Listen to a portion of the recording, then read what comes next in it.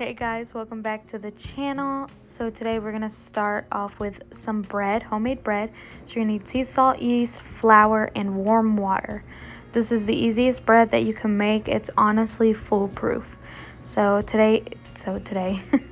right now I'm getting it together and I'm gonna let my yeast proof. I think I already have active dry yeast, so you can just literally put it in and just start making your bread without the proofing process, but I always proof it just to make sure that my yeast is alive. So here in the next clip you're gonna see me, I did a time lapse.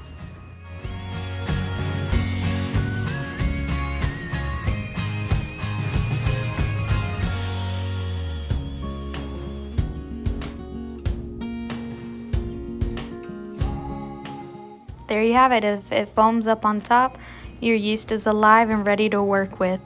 I don't know if I like that last clip. It kind of made me, I don't know, made my skin crawl just a little bit. But we're just adding salt and the flour pretty much. I'm doing 2 tablespoons of yeast, 2 teaspoons of salt, and 3 cups of flour. Also have an additional cup of flour to the side because as you're kneading, this dough is a very sticky dough.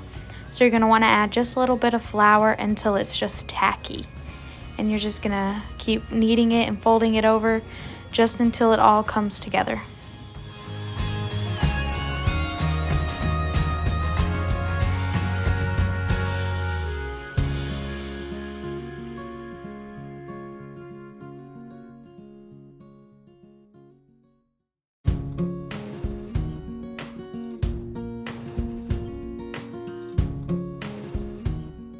You're going to spray down the sides of the bowl with like some olive oil, canola oil, any type of non-stick, and then cover it. I didn't have any dish towels at the moment, so I just covered it with some plastic cling wrap. And normally you could do this overnight. You could do this just 1 hour before you bake it. Or if you're like me, I just did this in the morning time. It was probably around 11 a.m. and then I just let it sit all the way up until I was ready to bake.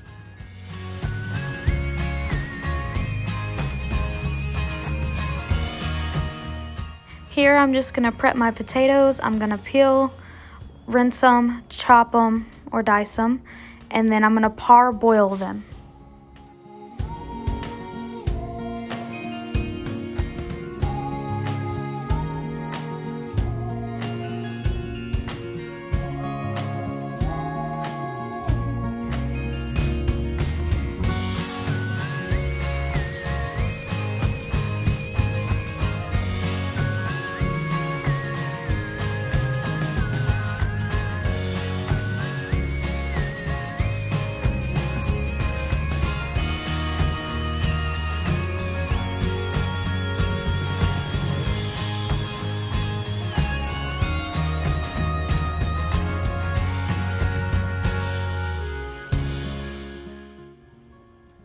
Next, you're going to need a couple cloves of garlic and then dice up half of a large onion. You can use white, yellow.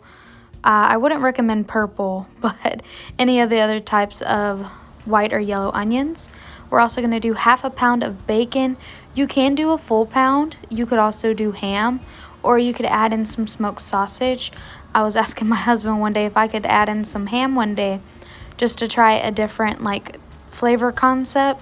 So we might do that one day, but bacon is normally our go-to. And you could use any kind of bacon you like, maybe even peppered bacon.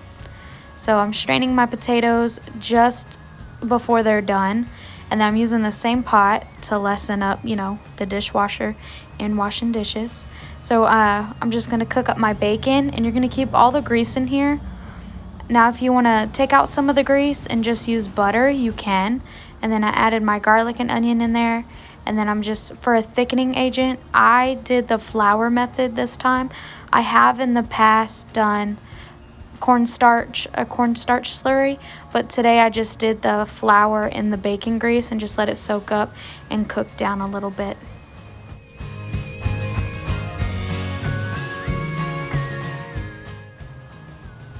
So you're gonna need about 2 cups of chicken broth. I'm just going to use my Knorr's bouillon caldo powder. I just mixed it with some water And then you're also going to need some heavy cream. I think I did about a cup of heavy cream. And then I also added in some milk too, just to get it to the level that I'm using it, because I'm also going to put this in the freezer, like freezer prep some of it and stick it in the freezer. So that was all the liquids that I added. You can add, if you don't have enough chicken broth, then just add in a little bit of water too, but make sure you have your creamy consistency. For the cheese, I love using this like Velveeta melty cheese. I have the off-brand one. It tastes and works just the same. One time I messed up so bad and I used just shredded cheese. Y'all, that was a bad night. But I have learned my lesson, and I always go and grab this melting cheese. For seasonings, you know, salt, pepper. I did some paprika to boost up the smoky flavor. And then I'm going to be adding in some Tony's Creole seasoning. If you don't have Tony's in your area, then just use any Creole seasoning that's closest to it.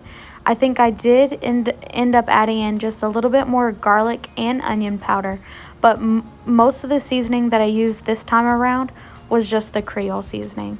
And here's a little tip: with that leftover block cheese, slice it up, stick it in the freezer.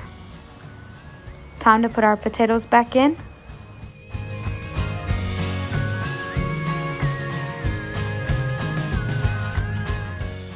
The total cook time for this soup was about an hour. I'll show y'all, I didn't slice up that potato.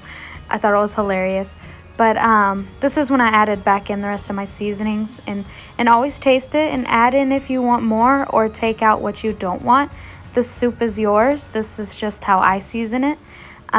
Next, we're going to get started on the bread. You're going to want to preheat your Dutch oven in a 450-degree oven for 30 minutes.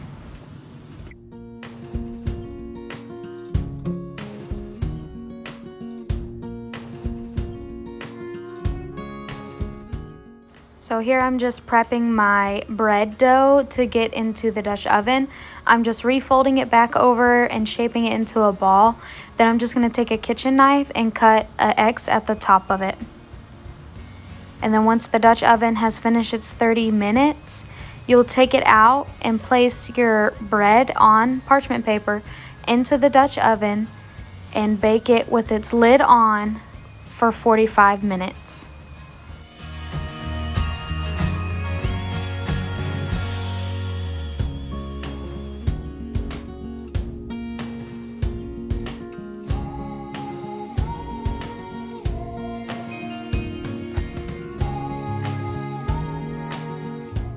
Once the bread comes out of the oven, slice it up and get your bowls ready, because dinner is served.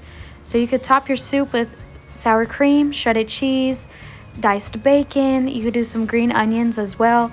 Tonight we just did what we had on hand, and this bread pairs well with this soup. We have it like about once a month. It's definitely a family favorite. My husband loves it, my son loves it, and it freezes well too. Thank you guys for watching. I hope y'all enjoyed this soup this fall, and y'all stay warm.